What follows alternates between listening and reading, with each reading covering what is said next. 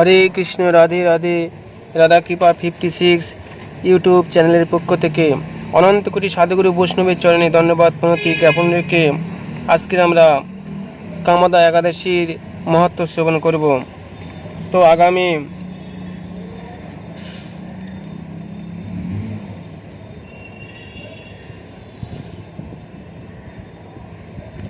14ই চৈত্র এবং 29শে মার্চ 2026 রবিবার কামদা একাদশী ব্রত পালিত হবে এবং পরের দিন অর্থাৎ 30শে মার্চ 2026 সূর্যোদয় থেকে 7টা 38-এর মধ্যে পালন করতে হবে। অর্থাৎ পূর্বাহ্ন 7টা বেজে 38 মিনিটের মধ্যে পালন করতে হবে। চলুন ভক্তগণ, আমরা সেই কামদা একাদশীর মহত্ব শ্রবণ করি। যুধিষ্ঠির বললেন, হে বাসুদেব, আপনাকে নমস্কার। আপনি অনুগ্রহপূর্বক আমার নিকট চৈত্র মাসের শুক্লপক্ষিয়া একাদশীর মহিমা কি তাহা বর্ণন করুন। ইহার উত্তরে শ্রীকৃষ্ণ বললেন, হে মহারাজ, এই একাদশী ব্রত সম্বন্ধে পুরাতন এক বিচিত্র কথা বর্ণন করছি, আপনি এক মনে তা শ্রবণ করুন। এই ব্রত সম্বন্ধে বশিষ্ঠ ঋষি মহারাজ দিলীপের প্রশ্নের উত্তরে যা বলেছিলেন তা আমি কীর্তন করব। ঋষি বশিষ্ঠ বললেন, হে মহারাজ, চৈত্র মাসের শুক্লপক্ষিয়া একাদশীর নাম কামদা। ওই তিথি পুণ্যতমা এবং পাপরূপ কাষ্ঠসমূহের দাবাগ্নি স্বরূপ। এই একাদশী পাপগ্নি এবং পুণ্যদায়িনী। ওই তিথি পুরকালে মনোরমা নাগপুরের সুবর্ণ নির্মিত গৃহে মহাবিষধর নাগগণ বাস করিত। তাহাদের রাজা ছিলেন পুণ্ডরীক। গন্ধর্ব, কিন্নর এবং অপ্সরাগণ কর্তৃক সেবিত সেই পুরী মধ্যে অপ্সরা শ্রেষ্ঠা ললিতা ও ললিত নামক গন্ধর্ব স্বামী স্ত্রীরূপে ধনধান্যে পূর্ণ এক গৃহে পরম সুখে বাস করতেন। একদিন পুণ্ডরীকের রাজসভায় ললিত একাকী গান করছিলেন।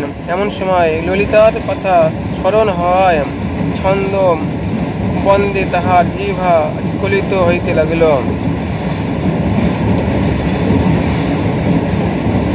কর্কটক নামক নাগ ললিতের উক্ত অবস্থা লক্ষ্য করিয়া তাহা পুণ্ডরীক রাজার নিকট বলিল। এ শ্রবণ করে সর্বরাজ ক্রোধ ভরে কামাতুর ললিতকে অভিশাপ দিলেন, যে দুষ্মতে তুমি রাক্ষস হও বলিয়া শাপ প্রদান করলেন এবং তৎক্ষণাৎ সেই ললিত ভয়ঙ্কর রাক্ষস মূর্তি ধারণ করিল। তাহার বাহু 10 যোজন বিস্তৃত, মুখ পর্বত গুহাতুল্য, চক্ষু 2টি প্রজ্বলিত অগ্নি সদৃশ, গলদেশ পর্বত সদৃশ, নাসিক এবং অধর 2টি অর্ধ যোজন পরিমিত, শরীর ঊর্ধ্বে 8 যোজন বিস্তৃত। ললিত এইরূপে ভয়ঙ্কর রাক্ষস রূপ প্রাপ্ত হইলে ললিতা নিজ পতির এই রূপ দেখিয়া মহাদুঃখে ও চিন্তায় ব্যাকুল হইয়া উঠিল। স্বেচ্ছাচারী রাক্ষস ললিত দুর্গম বনে প্রবেশ করিতে লাগিল। ললিতা তাহার সঙ্গ ত্যাগ করিল না। ললিত নির্দয়ভাবে মনুষ্য ভক্ষণ করিত।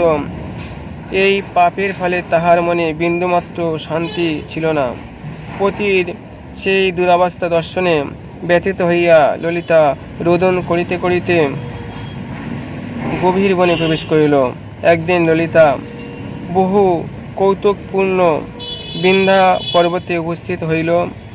তথায় ঋষ্যশৃঙ্গ মুনির আশ্রমে দর্শন করিয়া মুনির সহিত সাক্ষাৎ করিল এবং তাহার চরণে প্রণামপূর্বক অবনত মস্তকে দণ্ডমান রহিল।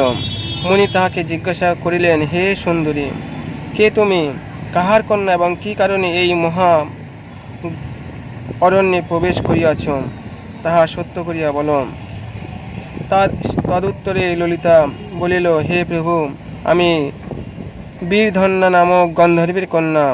আমার নাম ললিতা।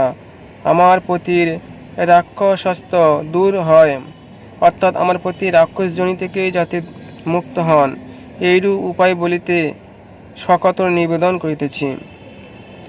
তখন ঋষি বললেন, হে সুন্দরী, চৈত্র মাসের শুক্লপক্ষিয়া কামদা নামক যে একাদশী আছে, তুমি সেই ব্রত যথাবিধি পালন করো।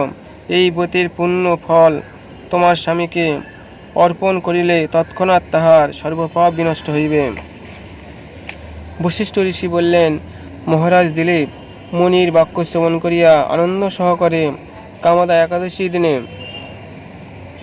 যথাবিধি ব্রত পালনপূর্বক ব্রাহ্মণ এবং বাসুদেব নারায়ণের অগ্রে পতির উদ্ধারের নিমিত্ত ললিতা বলিল, আমি যে সর্ব পাপহরা কামদা একাদশী ব্রত পালন করিয়াছি, উহার সর্বপ্রকার ফল আমার পতির উদ্দেশ্যে অর্পণ করিলাম।